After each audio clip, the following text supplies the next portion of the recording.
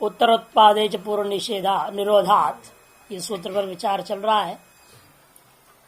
यह कह रहे थे क्षणभंगवादियों ने यह स्वीकार किया है कि उत्तरस्मिन् क्षण उत्पद्यमाने पूर्व क्षण निरुद्यत इति।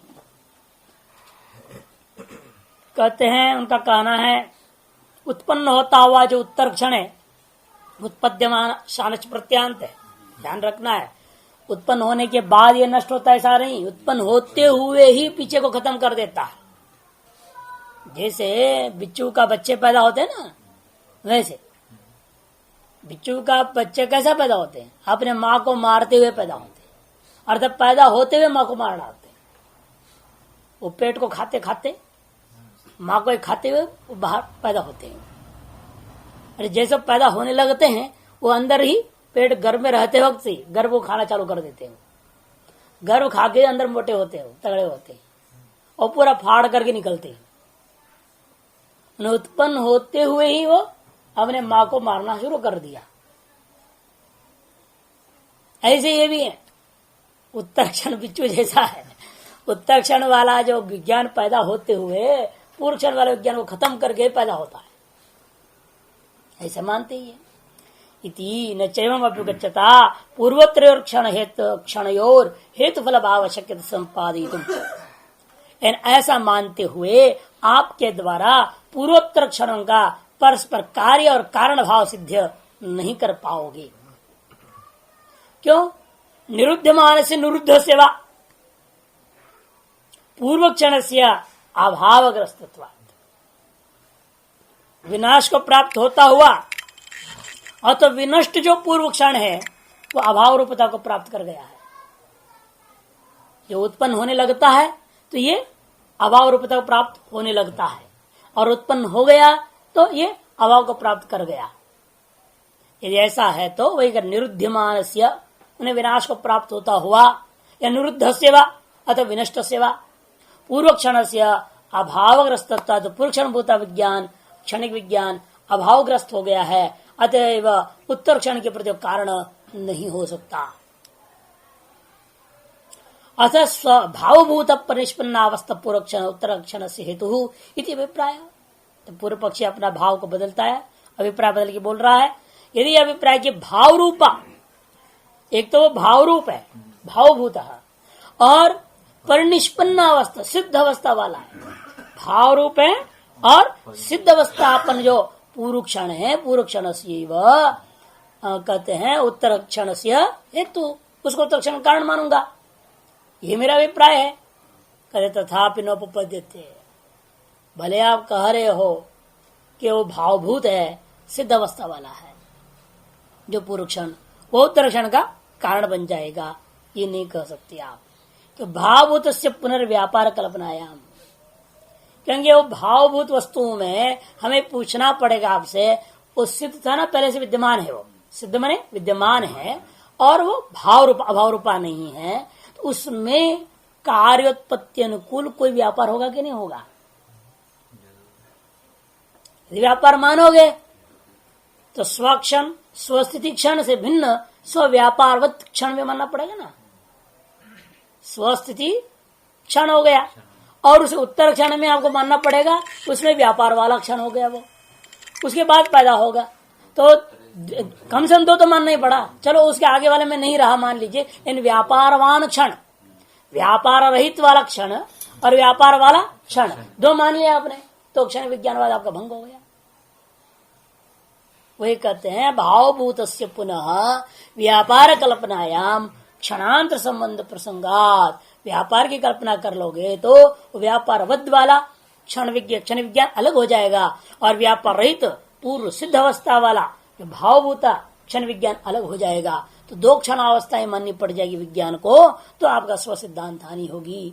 क्षणांतर संबंध प्रसंगात, अच्छा भाव ये वैसे व्यापार कहते हैं। आप हमारे सिद्धांत को ठीक जानते नहीं, हमारे सिद्धांत में लिखा हुआ है भूतिर येषाम क्रिया सैव कारकम सैव उच्यते।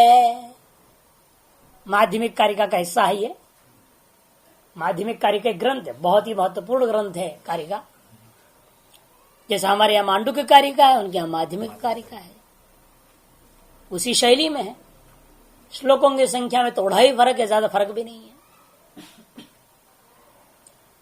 भूतिर येषां क्रिया सैव सैव कारकं सैव उच्यते। भूतिर येषां क्रिया सैव, भूतिर येषां क्रिया सैव कारकं सैवोच्यते। एक है जो जन्म ले रहा है यही उसका व्यापार है।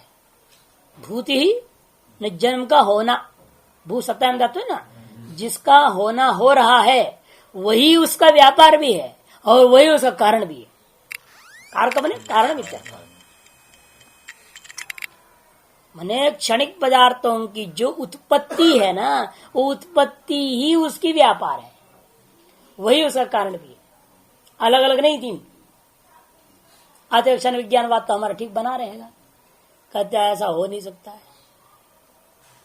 वही आगे बात, अतः भाव एव अस्य व्यापार, मैंने भाव ही उसका, भूति ही क्या है, व्यापार है, क्रिया है, ऐसा मान लो। अलग तो रहा नहीं ना, इसलिए व्यापार वान भाव अलग और बिना व्यापार वाला भाव अलग, दो क्षण, ये झंझट खत्म हो गया कि व्यापार ही वो उसका भाव है, ऐसा मान लो। ये तो अभिप्राय। यदि ऐसा मानते तथापि नोपपद्यते है, नहीं वो उपपद्यते, फिर भी आपका सिद्धांत जो है सिद्ध नहीं हो पाएगा। क्यों? हेतु स्वभाव अनुपरक्तस्य फलस्य उत्पत्ति असंभवात्। क्योंकि जो है कारण की हेतु स्वभाव से संबद्ध होना जरूरी है। जब तक कारण कार्य स्वभाव, कारण स्वभाव परस्पर संबद्ध नहीं है तो उत्पन्न नहीं हो सकते। ठीक है, कारण को आपने क्रिया रूप भी वही है मान लिया, चलो उसके लिए अलग क्रियावाद क्षण की अपेक्षा नहीं रह गया, क्रिया रूप ही है वो कारण रूप कारणात्मक वस्तु, तो मान लेता हूं। लेकिन आप ये बताइए, क्रियात्मक जो वह कारण रूपी वस्तु का कार्य से कोई संबंध रहेगा? नहीं रहेगा। तो जो क्षणिक है, ये कारण क्षणिक विज्ञान अलग है, कार्य रूप क्षणिक विज्ञान भिन्न है, तो भिन्न क्षण वाले हैं। तो ये दोनों का संबंध नहीं मान सकते आप। संबंध मानने के लिए दो क्षण अवस्था ही मानना पड़ेगा, स्थिरता लानी पड़ेगी। अपर संबंधी के साथ पूर्व संबंधी का संबंध मानने के लिए दो भिन्न क्षणों में रहने वाले इन दोनों को संबंध जोड़ने के लिए दोनों काल पर्यंत रहना चाहिए, तो क्षण विज्ञान भंग हो जाएगा। इसलिए आप संबंध नहीं मान सकेंगे तो कार्य कारण भाव सिद्ध नहीं कर सकेंगे। वही दोष फिर दोबारा आ गया। वे कहते हैं हेतु स्वभाव से अनुपरक माने असंबद्ध, यह उपराग उसर का नहीं है जब आपको कुसुम के समान, या अनुपरक शब्द प्रयोग कर दिया, असंबद्ध से फलस्य उत्पत्ति संवाद, असंबद्ध फल की उत्पत्ति आप नहीं कर सकेंगे। स्वभाव उपराग अभ्युपगमे च, अभ्युपगमे अभ्यापगमे हो गया, उकार दो। जिनके यहाँ है वो पुस्तक वो ठीक है तो ठीक है, हमारे से उकार नहीं है। स्वभाव उपराग अभ्युपगमे च हेतु स्वभाव से फल काल अवस्थायित्वे सती क्षणभंग अभ्युगम त्याग प्रसंग स्यात्। और यदि कहोगे कि भाई स्वभाव से उपराग भी है, कार्य का स्वभाव के का ही ऐसा है कि वो कारण के स्वभाव से संबद्ध रहेगा। व्यापारात्मक जो कारण क्षण विज्ञान है उसके साथ स्वभाव से ही कार्य संबद्ध है, ऐसा मान लो। तो फिर तो क्षण विज्ञान फिर न समाप्त हो गया आपका। ये कार्य संबद्ध है कह रहे हो तो बोलने से पहले थोड़ा सोचो। इस आपने कार्यात्मक क्षण विज्ञान की स्थिति मान लिया। कारण काल में कारणात्मक क्षण विज्ञान है, व्यापार रूपा, व्यापार विशिष्ट नहीं, व्यापार रूपा कारणात्मक क्षण विज्ञान जिस काल में है उसी क्षण में एक कार्य का स्वभाव रूप स्वभाव नहीं संबंध मान लोगे, इसलिए आपने कार्य की स्थिति मान ली। अर्थात भले कारण एक क्षण रख नष्ट होने वाला है, लेकिन कार्य को तो दो क्षण मान लिया आपने। यदि कारण काल में उसका संबंधार्थ उसकी स्थिति है, कारण नष्ट होने के बाद उसकी अपनी क्षण आ जाएगा, उसका अपना स्थिति आएगी, तो दो क्षण में अवस्थिति आपने कार्य को मान लिया, तब भी क्षण भंगवा समाप्त हो गया। या तो कारण के तरफ से दो क्षण हो जाता है या कार्य की तरफ से दो क्षण, वहां से संबंध मानो तो इधर से मानोगे तो भी कोई फर्क पड़ता नहीं है। लेकिन संबंध मानने के लिए दोनों संबंधियों का अस्तित्व मानना पड़ेगा। और दोनों संबंध क्या है आपके? क्षण विज्ञान है। अर्थात ऐसा मानना पड़ जाएगा, एक क्षण विज्ञान को दो काल अवस्थाएं माननी पड़ जाएगी, दो क्षण अवस्थाएं मानना पड़ेगा। वही करे स्वभाव पर राग अभ्युगम में स्वभावत ही कार्य का कारण के साथ संबंध है, ऐसे स्वीकार करते हो तो हेतु स्वभाव से फल काल अवस्थायित्व, या तो हेतु स्वभाव को फल काल पर्यंत अवस्थाई मानो, या हेतु काल में फल काल की अवस्थायित्व मानना पड़ेगा, फल की अवस्थिति माननी पड़ेगी। हेतु स्वभाव का फल काल पर्यंत अवस्थिति मानना पड़ेगा, या तो फल को हेतु काल पर्यंत अवस्थिति मान पूर्व में अवस्थिति माननी पड़ जाएगी। किसी भी तरह से आप मान लोगे ना, आपका क्षण विज्ञान वह समाप्त हो जाएगा। क्षण भंग अभ्युगम त्याग प्रसंग विनय व स्वभाव पर रागेन हेतु फल भाव में अभिगच्छता। यदि कहते चलो कार्य कारण का संबंध के बिना भी क्षण विज्ञान से कार्य पैदा हो जाएगा, फिर हम कहेंगे किसी भी क्षण विज्ञान से कोई भी कार्य पैदा होने लगे। जब संबंध ही नहीं रह गया किसी कार्य के कारण के साथ, तंतु क्षण विज्ञान से घटक क्षण विज्ञान पैदा हो जाए। तंतु क्षण विज्ञान है, उससे पट क्षण विज्ञान ही क्यों पैदा होगा? जब सर्वम क्षणिकम अतः पट भी क्षणिक है, तो इन तंतु क्षणिक विज्ञान से पट क्षणिक विज्ञान ही पैदा हो, ऐसे क्यों? जब उनका परस्पर कार्य कारण भाव संबंध तो बनता नहीं। आपने कहा संबंध के बिना भी हो जाता है। विनैव स्वभाव उपरागेना, बिना ही स्वाभाविक किसी प्रकार का संबंध को स्वीकार किए बिना ही यदि आप कहते हो हेतु फल भावम मैंने कार्य कारण भाव को स्वीकार करते हो तो सर्वत्र प्राप्ति अधि प्रसंग सर्वत्र सर्व की उत्पत्ति का प्रसक्ति हो जाएगा। मिट्टी से कपड़ा बना लो, धागे से जो है घड़े बना लो, कुछ ही बना लो, कहीं से कोई भी चीज पैदा हो जाएगा, यह आपत्ति है। सर्वत्र तत्प्राप्त ने कार्य प्राप्त अति प्रसंग अपिच इतना ही नहीं, जो उत्पाद निरोधो नाम, आप बार बार कहते उत्पन्न होगा वो नाश होगा, उत्पन्न होगा वो नाश होगा। उत्पत्ति और निरोध, नाश को निरोध शब्द बोलते हैं। उत्पत्ति और निरोध, उत्पत्ति और नाश, ये जो आप बात बोल रहे हो ये कहाँ है? ये बताओ। उत्पत्ति भी क्रिया है, नाश भी क्रिया है, ये कहाँ है? एक क्षण में ये रहेगा, परस्पर विरुद्ध क्रिया एक क्षण में कैसे होगा? बोले उत्पत्ति, स्थिति और नाश तीन होते हैं क्रियाएं। ये तीन क्रियाएं उत्पत्ति निरोध करने से बीच वाला भी लेना, अपने आप स्थिति भी माननी पड़ेगी। उत्पन्न होते हुए स्थिति पूर्वक नाश, ये उत्पत्ति पूर्वक सीधे भी नाश हो सकती है, स्थिति के बिना भी नाश हो सकता है। उत्पन्न होते होते नष्ट हो गया, इसलिए उत्पत्ति नाश दो ही जान करके लेंगे। उत्पन्न होते होते ही नष्ट भी हो गया, स्थिति काल रहा ही नहीं, ऐसे भी मान के चलेंगे तो भी उत्पत्ति नाश रूपा दो विपरीत क्रियाएं हैं। जो विपरीत स्वरूप वाले व्यापार है, परस्पर विरुद्ध हैं, वो कहां रहते बताओ? क्षणिक विज्ञान में उत्पत्ति मानोगे फिर वह निरोध नहीं रह सकता, और जब निरोध आने लगेगा तब तक तो क्षण विज्ञान ही खत्म हो गया, क्षण विज्ञान ही खत्म हो गया ना। तारस क्रिया क्षण विज्ञान क्षणिक कह दिया तो समाप्त हो जाएगा। जब वो समाप्त हो गया फिर निरोध कब होगा, किसका होगा? उत्पन्न वस्तु नाश के लिए अवसर है नहीं उसको, तो दो क्षण माननी पड़ेगी ना, उत्पत्ति क्षण निरोध क्षण। दो क्षण एक वस्तु को मान लिया आपने तो क्षण भंगवा समाप्त हो जाएगी, सर्वम क्षणिकम नहीं बनेगा। ये उतार रहे अपिच उत्पाद निरोधो नाम वस्तु स्वरूपम एव वा स्यातम अवस्थान्तरम वा वस्तुअंतरम एव वा। तीन विकल्प उठाया। वस्तु का स्वरूप कोटि में ले रहे हो तो असंभव दोष आएगा, यदि अवस्थान्तर मान लोगे तो भी स्व सिद्धांत हानि होगी, वस्तुअंतर ही मान लोगे तो और चौपट हो जाएगा। सर्वथा नोपपद्यते, इनमें से किसी भी प्रक्रिया को अपनाओ आपका सिद्धांत टिकेगा नहीं। क्यों?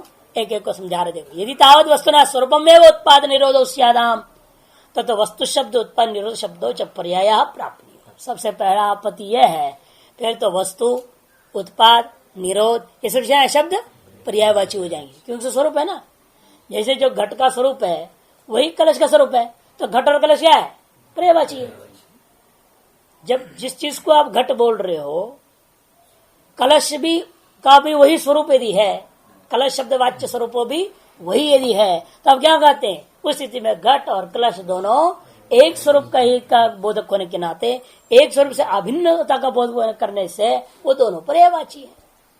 उसी प्रकार उत्पाद और विनाश जिस वस्तु का बोध कर रहे हैं, क्षण विज्ञान शब्द भी उसी का बोध कराएगा।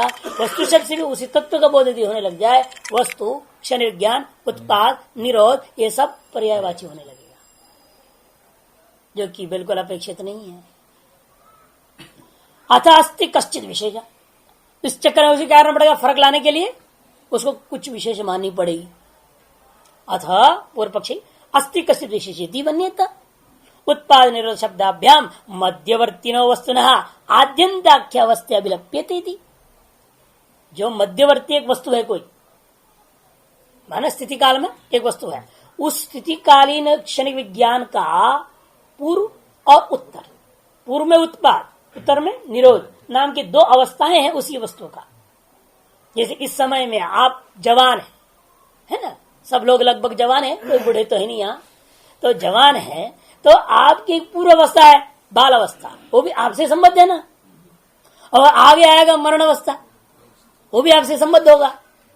इसलिए पूर्वोत्तर उत्पाद और निरोध रूपये जैसे आप मध्यवर्ती वस्तु का ही है, उसी प्रकार से उत्पाद और निरोध भी मध्यवर्ती वस्तु का ही माननी चाहिए, ये पूर्व पक्षी कहेगा। लेकिन उसके लिए क्या समस्या होगी, स्थायित्व माननी पड़ेगी, तभी तो प्रतिविज्ञा हो रहा है। सो हम यो पूर्वे बालक सैव हम इदानीम युवा, ये बोलोगे ना, ये प्रतिविज्ञा के पीछे स्थायित्व कारण है।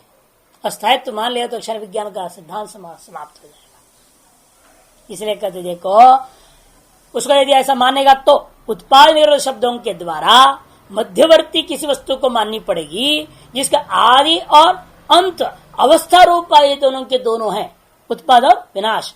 ऐसा यदि अभिलप्यते, ऐसा मानकर कथन करोगे तो एवं अपि आदि अंत मध्य क्षणत्रय संबंधित्वाद वस्तुनः क्षणिकत्व अभिगम हानि स्यात्। आपने फिर तो तीन क्षण अवस्थाएं मान लिया, आदि क्षण, मध्य क्षण, अंत क्षण, तो तीन क्षण अवस्था एक क्षण विज्ञान यदि मान लोगे तो क्षण विज्ञान क्षणिकत्व ही श्रेष्ठांत हानि होगी। अथ अत्यंत व्यतिरेक उत्पाद निरोधो वस्तुनः स्याताम अश्वमहिषवत्। और बड़ा भूल कर रहा है, यदि वो कहेगा अत्यंत भिन्न ही है ये, वो जो क्षण विज्ञान वस्तु है उस वस्तु से भिन्न ही है, उत्पन्न उत्पत्ति और विनाश नाम की दोनों चीजें अलग ही है। यदि ऐसे कहोगे, वो भी किस प्रकार से अलग है, जैसे घोड़ा और अश्व और महिष के समान दृष्टांत दिया, उसी प्रकार मान लोगे तो तत् वस्तु उत्पाद निरोधाभ्याम असंसृष्टम यदि वस्तु शास्त्र प्रसंग से समस्या होगी। यदि जो अत्यंत भिन्न है तो यह विकल्प उठाएंगे, वो अत्यंत भिन्न भूत उत्पाद और विनाश का उस वस्तु जो क्षण विज्ञान है उसका तो कोई संबंध है या नहीं। यदि संबंध नहीं है, अत्यंत भिन्न होने के नाते संबंध नहीं है, फिर वो विज्ञान क्षण विज्ञान पर वस्तु नित्य मानना पड़ेगा, क्योंकि उसमें उत्पत्ति भी नहीं है, विनाश भी नहीं है। उत्पत्ति का संबंध नहीं, विनाश का संबंध नहीं का मतलब क्या, उस वस्तु का उत्पत्ति विनाश होता नहीं। जिस वस्तु का उत्पत्ति विनाश नहीं होता है वो नित्य है, तो क्षणिकत्व हानि हो जाएगी। और संबंध मानोगे फिर पूर्व सारी समस्या फिर वैसे की वैसे खड़ी हो जाएगी।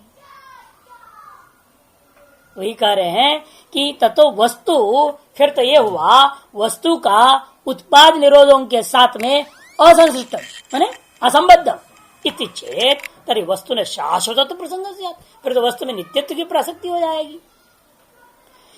अरे भाई, हमारी उत्पत्ति और विनाश का अर्थ अब समझते नहीं है। जैसे घट का उत्पन्न होना और घड़े का मार के तोड़ पर के नष्ट कर देना, वैसा अर्थ नहीं है यहाँ। दर्शन और अदर्शन, ये उत्पत्ति और विनाश।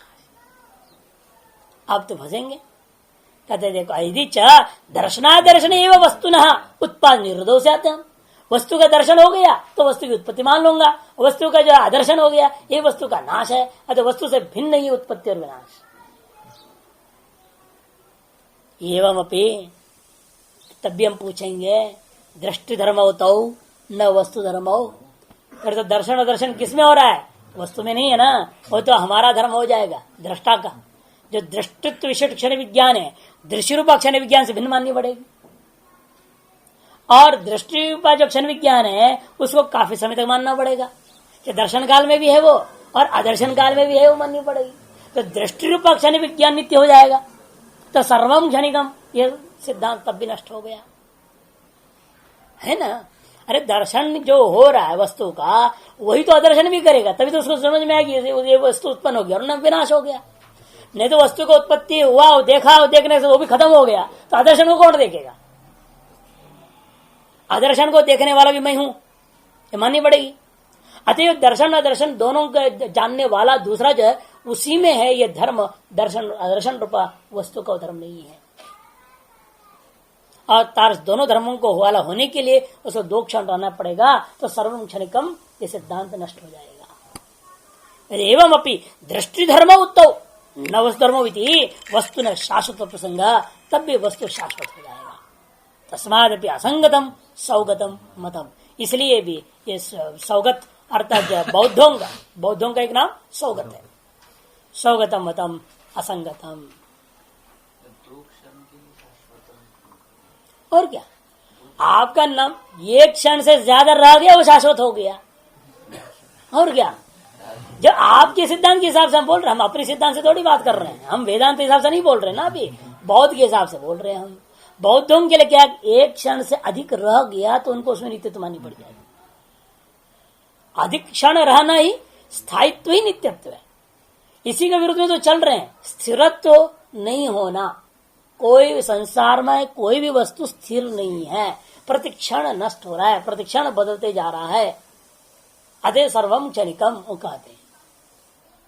पूर्व क्षण में जो है वो उत्तर क्षण में नहीं रहेगा, सीधा सा उनका सिद्धांत है। अतः दो क्षण में रह जाए कोई वस्तु, उनके अपने क्षण विज्ञान के दृष्टिकोण से नित्य हो गया। जैसे यहां भी सापेक्ष नित्य व्यवहार नहीं करते हैं, उनके यहां तो आत्यंतिक वस्तु नित्य तो है ही नहीं कोई। अतः उनके यहां सर्वम क्षणिकम जब कह दिया, द्विक्षण अवस्था रूपा सापेक्ष नित्य भी वो नहीं मानेंगे ना, क्या मानेंगे? वो नहीं मानेंगे। अतः हम लोग बार बार उसको कहते शाश्वत प्रसंग। शाश्वत मतलब वही सापेक्ष नित्यता मान लो वेदांत दृष्टिया, और उनके दृष्टि से सापेक्ष निरपेक्ष नित्य होना ही उनके लिए खतरा है। किसी भी चीज को दो क्षण तक टिक जाए, स्थिर हो जाए, वो उनके लिए खतरा है। इसे नित्यत्व दोष बार बार दिया जाता है। असति प्रतिज्ञोपरोधो योग पद्यम अन्यथा, असति कारण के बिना भी कार्योत्पत्ति मानने लग जाओगे, क्योंकि संबंध नहीं है ना एक दूसरे का। जब कारणात्मक क्षण विज्ञान नष्ट हो जाता है तब कार्यात्मक क्षण विज्ञान पैदा होता है, तो आपस में तो संबंध नहीं मान सकते हो। और इस प्रकार से कारण के बिना भी कार्योत्पत्ति माननी पड़ेगी, संबंधाभावत। यदि ऐसे मानने पर प्रतिज्ञोपरोध स्यात्, प्रतिज्ञा का बाध हो जाएगा। कार्यकारण भाव की जब प्रतिज्ञा कर रहे हो बार बार, आप भी कार्यकारण भाव स्वीकार कर रहे हो, पुद्गल समुदाय और जो स्कंद समुदाय परस्पर संघात एक दूसरे के प्रति कार्यकारण भाव मान रहे हो, हेतु का परस्पर मान लिया आपने, अविद्या, विद्या से जो है संस्कार, संस्कार से विज्ञान इत्यादि जो परस्पर कार्यकारण भाव मान रहे हो, ये कार्यकारण भाव की प्रतिज्ञा का विरोध बात हो जाएगा। एक बात। दूसरी बात प्रतिज्ञोपरोध, और अन्यथा कार्य कारण की स्थिति मान लोगे तो योग पद्यम, दोनों को एक समय विद्यमान माननी पड़ेगी, तब भी क्षणिकत्व प्रतिज्ञा ज्ञानी होगी कि दोनों एक क्षण में रह गया। दो एक क्षण में रहना ही खराब है, एक दो क्षण में रह जाए तो गड़बड़ है। एक चीज दो क्षण रह जाए तो खतरा, और दो चीज एक क्षण में रह गया तो गड़बड़ है, तभी सर्वम क्षणिकम बनेगा नहीं ना। दो कैसे रह गया? एक वस्तु एक क्षण में तो रहेगा ना।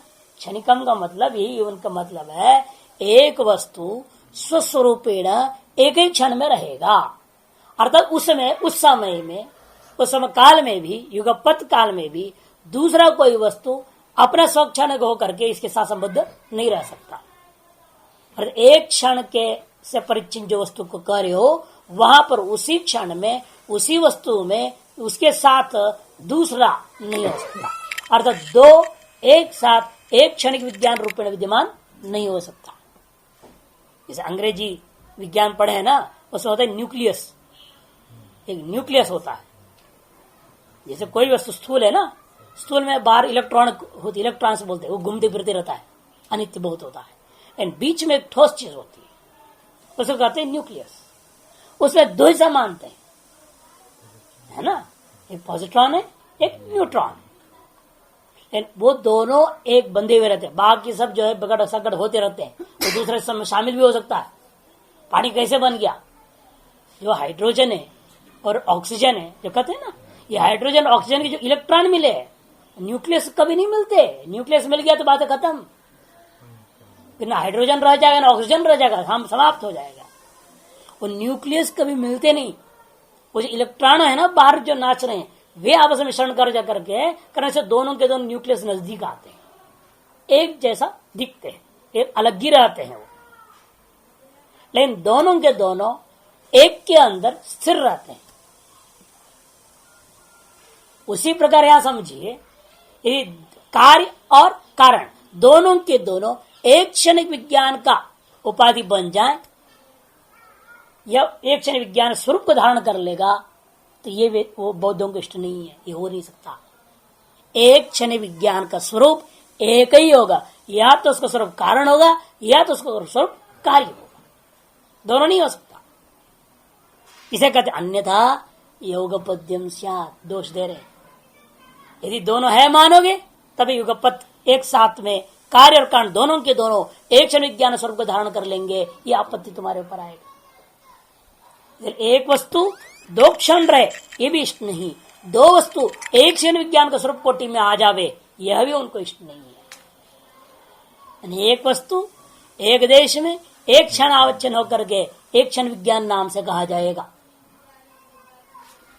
अनेक वस्तु एक देश में होकर एक क्षणिक विज्ञान के स्वरूप के कोटि में आ जाए, ऐसा भी इष्ट नहीं है। इसलिए वहां अन्यथा योगपद्यम दूसरा दोष भी आ गया। देखिए सूत्र में और स्पष्ट होगा अभी भाष्य से। क्षणभंगवाद है पूर्व क्षणों निरोधग्रस्तत्वात् नोत्र क्षण से हेतु भवति इत्युक्तम। इसलिए पूर्व सूत्र से हमने ये सिद्ध किया कि भाई क्षणभंगवाद में पूर्व क्षण निरोधग्रस्त होने पर उत्तर क्षण का के साथ उस कारण का संबंध नहीं हो सकता, अर्थात कारण वो नहीं हो सकता, पूर्व क्षण उत्तर क्षण का कारण ही नहीं हो सकता, ये बात हमने सिद्ध कर दिया है। अतः असत्येव हेतु तो फलोत्पत्ति ब्रूयात, इसे आप बौद्धों ने एक तरह से कारण के बिना ही कार्योत्पत्ति का आपने कथन किया, ततः प्रतिज्ञोपरोध स्यात्, फिर तो आपकी प्रतिज्ञा का हनन होगा। आपने प्रतिज्ञा किया है चतुर्विधान हेतून प्रतीत्य चित्त चैता उत्पद्यन्ते इति यम प्रतिज्ञा ही एत।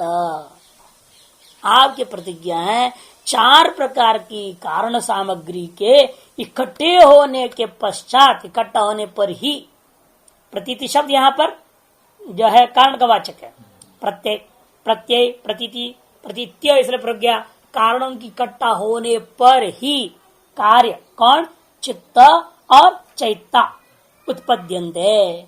चित्त माने परमाणु स्कंद वाला जो होता है वह मैंने रूप स्कंद वाला, और चैत्य हो गया परमाणु जो है आपके पुद्गल समुदाय वाला, ये कार्यों की उत्पत्ति होती है। ये आपकी जो प्रतिज्ञा है वो नष्ट होगा। और चार कौन कौन है यहां नहीं दिया भाष्य में, लेकिन समझ लो। एक का नाम उनकी भाषा के अनुसार आलंबन, अधिपति, सहकारी, समनंतर, ये चार कारण मानते हो। जैसे न्यायिक लोग मानते हैं ना, समवायी, असमवायी, निमित्त, तीनों मिलनी चाहिए। निमित्त भी अनेक होते, निमित्त कारण भी अनेक होते हैं, यानी सारे कारण सामग्री इकट्ठे हो जाते हैं जब, तब कार्य उत्पन्न होता है। वैसे उनका भी कहना है, एक का नाम आलंबन प्रत्यय, वो लोग प्रत्यय बोलते हैं, प्रत्यय शब्द ज्ञान नहीं, कारण, आलंबन रूपा कारण एक, दूसरा अधिपति रूपा कारण, नंबर 3 सहकारी कारण, नंबर 4 समानांतर कारण। इन चार के होने पर ही होते हैं। और आलंबन का मतलब क्या? विषय, मिट्टी, तंतु वगैरह है, वो आलंबन कहते हैं। और अधिपति कहते कर्ण को, जो भी कर्ण आप इस्तेमाल करेंगे उसके लिए, जैसे दंड वगैरह कर्ण होते हैं ना गड़े के लिए, और चूल्हा का जो होता है लकड़ी होता है, तुरी वेम, वेम है ना, तुरी हो गया, वेम हो गया, और कर्ण होते हैं ना, वो कर्णों को लेना अधिपति कारण से, इसीलिए आलंबन कारण हो गया, एक तरह से आपके मत के अनुसार उपादान कारण, नहीं के अनुसार जो समवाय कारण है उसका नाम आलंबन कारण हो गया। और अधिपति कारण कहते हैं करणों को, अधिपति प्रत्यय अथवा अधिपति कारण कर्ण को कहते हैं। जो भी कर्ण है, जैसे प्रत्यक्ष ज्ञान रूप कार्य पैदा हो रहा है, उसका कर्ण कौन है आपका? इंद्रिया। इसे कार्य के आधार पर कर्ण अलग अलग हो जाता है, कार्य के आधार पर कर्ण भी अलग होते हैं, समय कारण भी अलग हो जाते हैं। और तीसरा है सहकारी कारण। सहकारी कारण यह हो गया जैसे कि आपके प्रकाश होना जरूरी है। अब रूप ज्ञान होना है ना, तो रूप ज्ञान यदि रूपी कार्य पैदा होना है तो आलोक संयोग बहुत अनिवार्य है, वो सहकारी कारण है।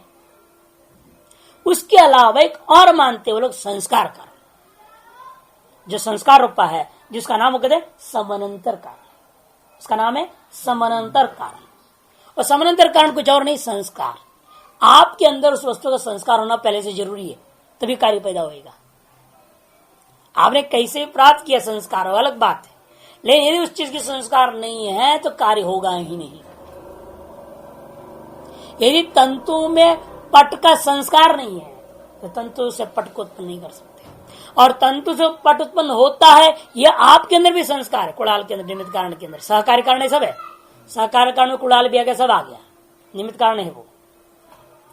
उसके अलावा संस्कार भी निमित्त कारण है, लेकिन उसको उन्होंने अलग से गिनाया, संस्कार भी निमित्त कारण को, उसका नाम रख दिया समानांतर कारण। तो विषय, कारण, सहकारी, संस्कार, इसी का नाम उन्होंने लग दिया आलंबन, अधिपति और सहकारी और समानांतर, ये नाम रख दिया। ये चार प्रकार के कारणों का समूह इकट्ठा होनी चाहिए, तभी जाकर के चित्त रूपा जो कार्य है या चैत्य रूपा जो कार्य है, चैत्ता, इन कार्यों की उत्पत्ति होती है। यह उनकी जो प्रतिज्ञा है वो भंग हो जाएगा। तब सबको इकट्ठा मानना पड़ेगा ना। एक क्षण में इतनी सारी वस्तु इकट्ठा हो गए, ये माननी पड़ जाएगी और आपकी सिद्धांत हानि हो गया तब।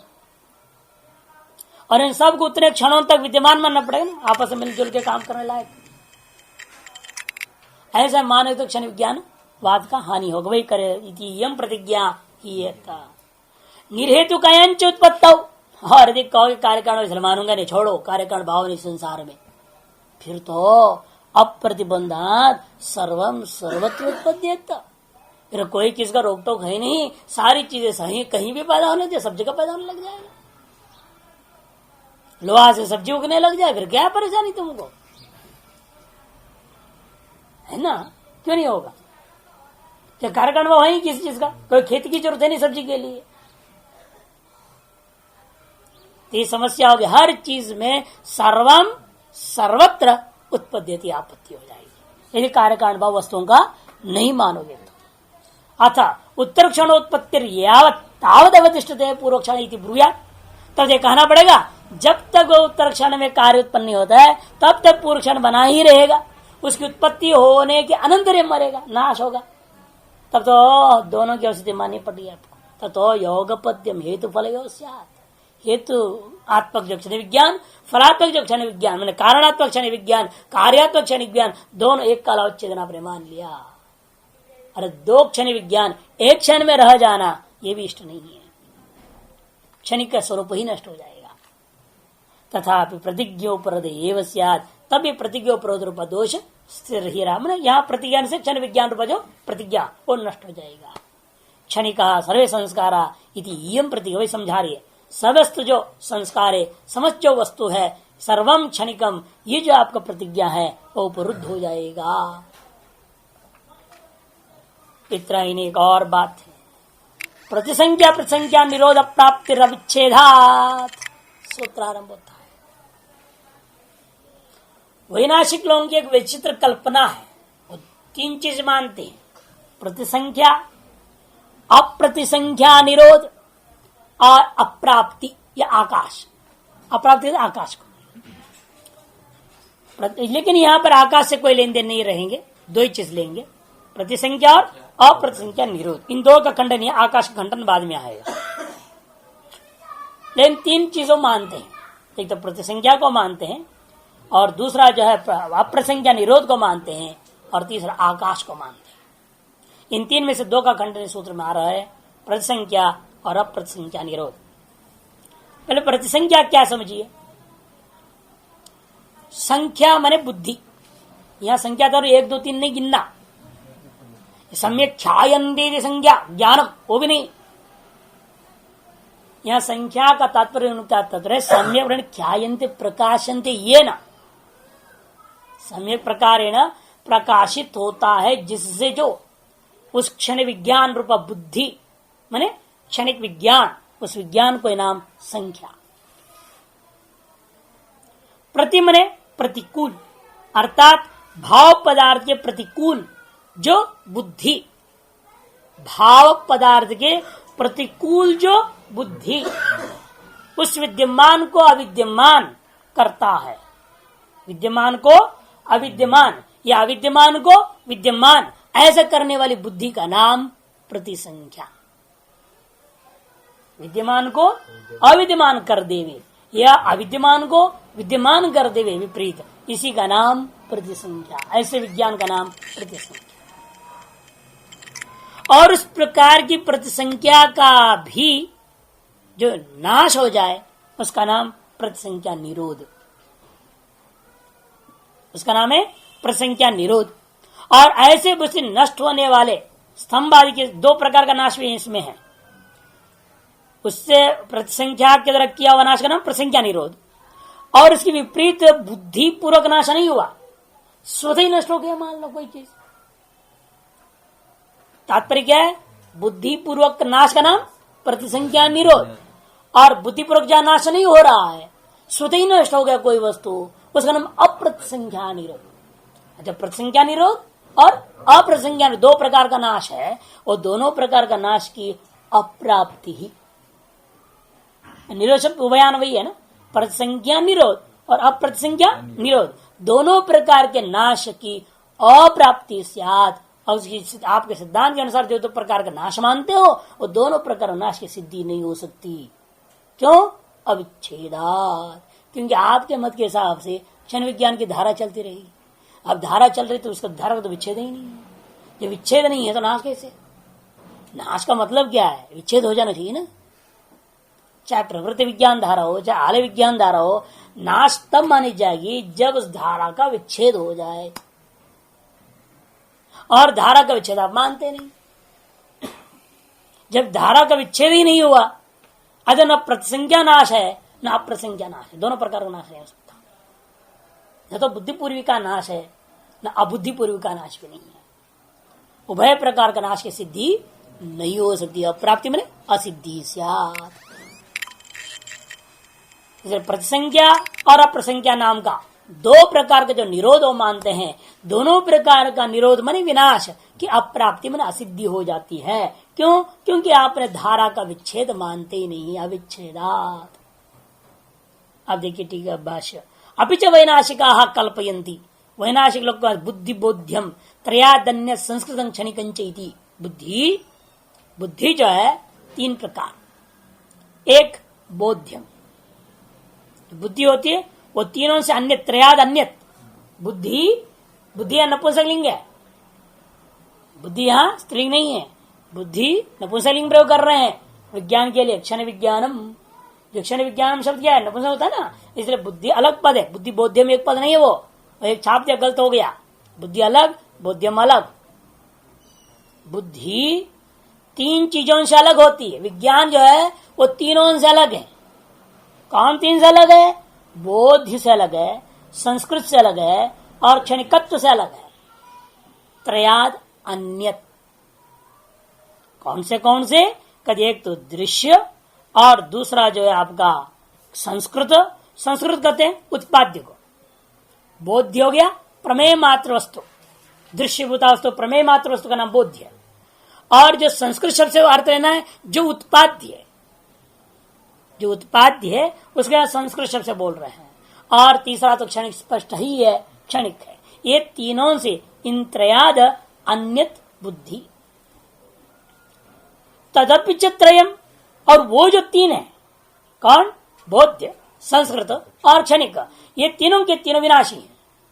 लेकिन तीनों में से कुछ ऐसे होते हैं जो प्रतिसंख्या विनाश को प्राप्त करते हैं, कुछ अप्रतिसंख्या विनाश को प्राप्त करते हैं, कुछ बुद्धिपूर्वक है, कुछ अबुद्धिपूर्वक है। ये समझो। वही आगे कर रहे देखिए, तदपि त्रयम् प्रतिसंख्या अप्रसंख्या निरोधौ आकाशंच इत्याचक्षित। तो आकाशंच को जान के अलग ले रहे हैं। ऐसे तीन है ना, प्रतिसंख्या निरोध, अप्रसंख्या निरोध और आकाश। लेकिन इस सूत्र में दो ही लेना है हमें, लेकिन समझा दिया तीनों होते, तीन मानते वो लोग, प्रसंख्या निरोध, अप्रसंख्या निरोध अथवा आकाश रूपा नाश मानते हैं। त्रयमपि चैतद अवस्तु अभाव मात्र निरुपाक्यमिति मन्यन्ते। और इन तीनों को, किन तीनों को, प्रतिसंख्या निरोध, अप्रसंख्या निरोध और आकाश, इन तीनों तत्वों को ये लोग क्या मानते हैं? तो कहते मानते हैं अभाव मात्र, वो भाव होता ही नहीं उसका। और निरुपाक्य भी मानते हैं, माने तुच्छ है, मिथ्या, अत्यंत असत्य, अलीक, खपुष्प के समान, शशृंग के समान। निरुपाक्य है, अत्यंत असत्य, तुच्छ इति मन्यन्ते। बुद्धिपूर्वक अखिल विनाशो भावानां प्रतिसंख्या निरोध। स्पष्ट कर देना, बुद्धिपूर्वक जो भाव पदार्थों का विनाश है उसका नाम प्रतिसंख्या निरोध है। प्रतिसंख्या निरोध नाम भाष्यते। तद विपरीत, अर्थात जिन भावों का बुद्धिपूर्वक नाश नहीं होता, स्वतः ही नाश हो जाता है, उसका नाम अप्रसंख्या निरोध। आवरण अभाव मात्र आकाशम। और आकाश को क्या बोलते हैं? आवरण का अभाव। तेषाम, लेकिन इन तीन में से आकाशम परस्तात् प्रत्याख्यास, आकाश तत्व का खंडन हम आगे करेंगे। परस्तात् माने बाद में उसका प्रत्याख्यान करने वाले हैं। इस सूत्र में तो निरोध द्वयम इदानीं प्रत्याचष्टे। इदानीं माने इस सूत्र में हम निरोध द्वय का केवल खंडन करने जा रहे हैं। प्रतिसंख्या अप्रतिसंख्या निरोधयोर अप्राप्ति असंभव असिद्धि इत्यर्थ। प्रसंख्या निरोध और अप्रसंख्या, जिस प्रकार दो प्रकार का नाश मानते, बुद्धिपूर्वक और अबुद्धिपूर्वक, ये दोनों प्रकार के अभाव जो नाश है वह सिद्ध हो नहीं सकता, उनके स्वरूप की सिद्धि नहीं कर सकते हो, वह असंभव है। कस्मात, क्या कारण है? कद अविच्छेदात, अविच्छेदात हेतु दे रहे यहां, अविच्छेदात। एक तो ही प्रसंख्या प्रसंख्या निरोधो संतान गोचरो वा स्यातम भाव गोचरो वा। सबसे पहले हम उनसे पूछेंगे, विकल्प उठाएंगे खंडन करने के लिए। ये जो बुद्धिपूर्वक नाश या अबुद्धिपूर्वक नाश, जो भी नाशा मानते हो, विनाश को मान रहे हो, वह विनाश, और हम पूछेंगे वो है कहां? वो धारा में मानते हो, संतान जो धारा चल रहा है, क्षण विज्ञान आपकी विज्ञान धारा में है, ये दोनों के दोनों, अथवा विज्ञान धारा का विषयभूत जो वस्तु है, घट पट वगैरह, वस्तु का धर्म है। किसका धर्म? संतान गोचरो वा स्याताम भाव गोचरो वा न तावत् संस्थान गोचरो संभवतः। संतान का विषय नहीं हो सकते। क्यों? सर्वेषु भी संतानेषु संतानी नाम अविच्छिन्नेन हेतुफल भावेन संतान विच्छेदस्य असंभवात्।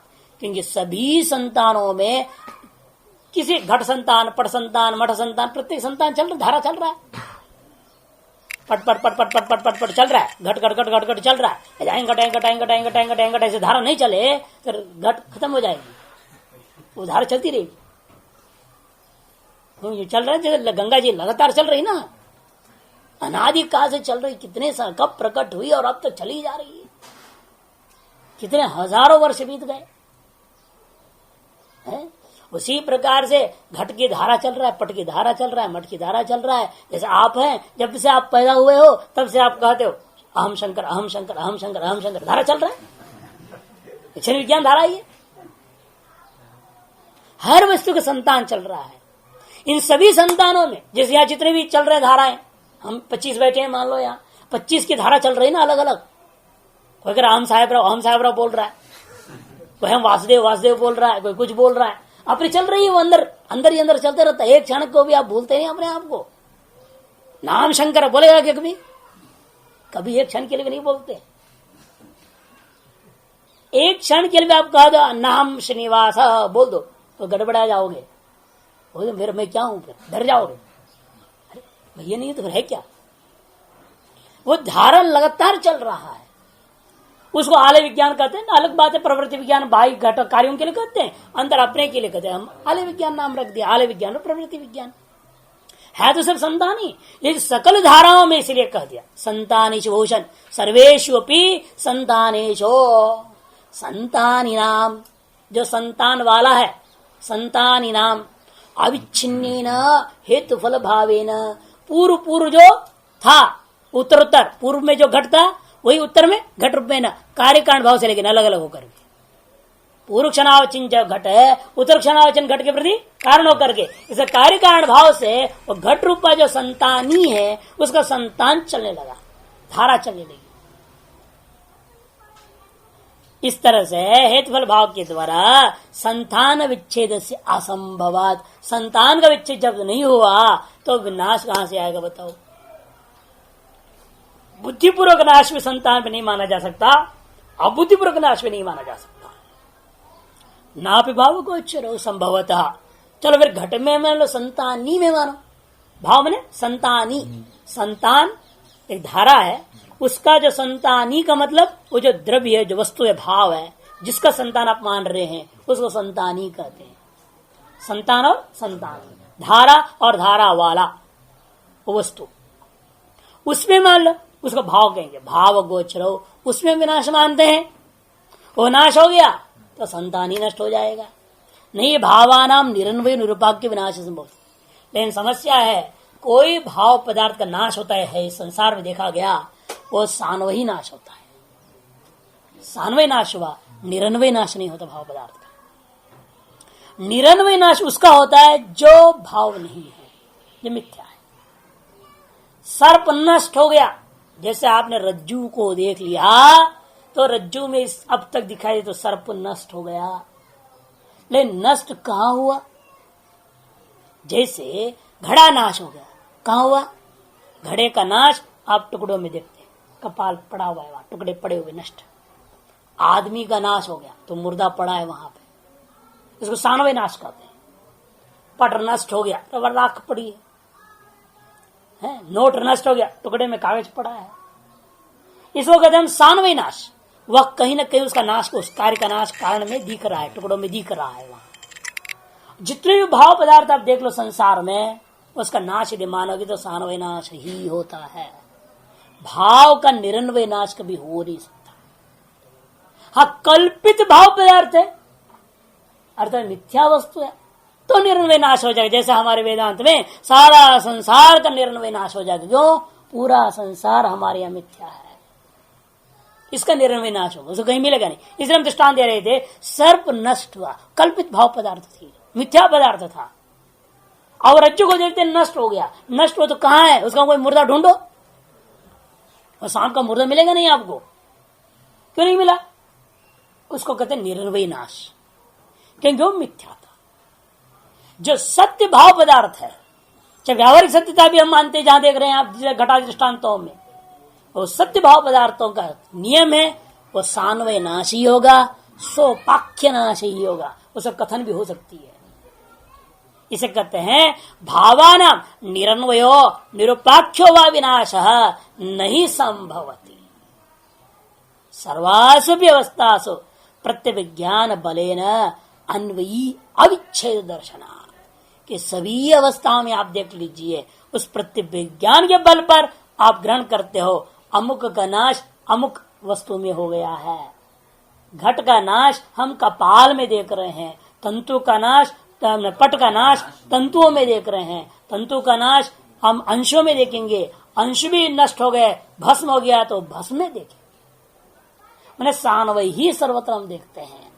वही कहते हैं उस अन्वय का जो कहीं गड़बड़ी नहीं होती, अन्वयी अविच्छेद दर्शनार्थ। लेकिन कई बात ऐसे देखते हैं अन्वय दिखते नहीं, जो धुआं है उड़ रहा, कहां गया पता नहीं, नष्ट हो गया, धूम नष्ट हो गया, लेकिन धूम कहां नष्ट हुआ वो अन्वय दिखाओ, नहीं दिखा सकते आप।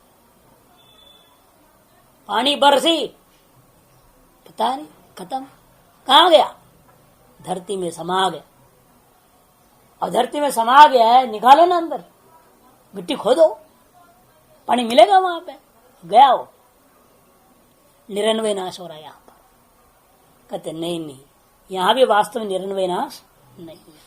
इसलिए आगे कहते अस्पष्ट प्रतिविज्ञानासु, जब प्रतिविज्ञान नहीं हो रहा है, धुआं अमुक में नष्ट हुआ दिखाई दे रहा है, जल इस धरती के अंदर खोदा तो अंदर निकल गया, सामने वो बंदर बैठा हुआ है, ऐसा दिखता नहीं ना। जहां पर जब अस्पष्ट प्रतिविज्ञानासु अपि अवस्थासु क्वचित दृष्टेन अन्वयी अविच्छेदेन अन्यत्रापित धर्माना, हम लेकिन वहां भी अनुमान के द्वारा सिद्ध कर देंगे वह कोई न कोई अन्वयी में ही गया है, कहीं न कहीं अंदर ही है, वो बैठा हुआ है, भले दिखाई नहीं दे रहा। यहां से उड़ा हुआ बादल, धुआं नहीं दिखता, वो धीरे धीरे उड़ के ऐसा सुन बादल में एकीभूत होकर बादल में स्थिर हो गया, बादल बनने का कारण बन गया वो।